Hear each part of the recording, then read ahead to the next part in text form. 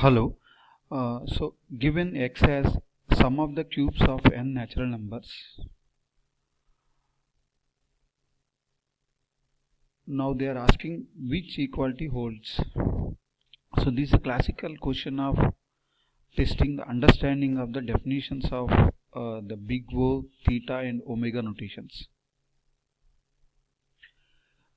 So as we know, the sum of the cubes of n natural numbers is n into n plus 1 by 2 whole square. Now that is when you ignore all the lower order terms, then you will get n power 4. Okay, so now as we know that n power 4 is less than or equal to n power 4, as well as n power 4 is less than or equal to n power 5, we can represent with a big O notation. As we know that f of n is less than or equal to c into g of n. For all n greater than or equal to 1, we can say that as f of n as big O of g of n.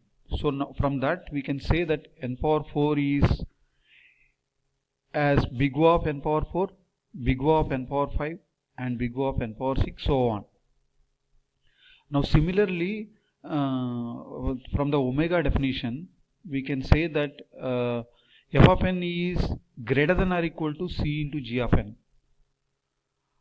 So n power 4 is greater than or equal to n power 4, n power 4 is greater than or equal to n cube, n power 4 is greater than or equal to n square. From that we can say that as omega of n power 4, omega of n cube, omega of n square, so on. Now we can say the tighter bound when it is equal to both big O as well as omega. So that's why we can say the tighter bound as theta of n power 4. So from this we can say that except 2 all holds. That is, we can say it as theta of n power 4 and big O of n power 5 and omega of n cube.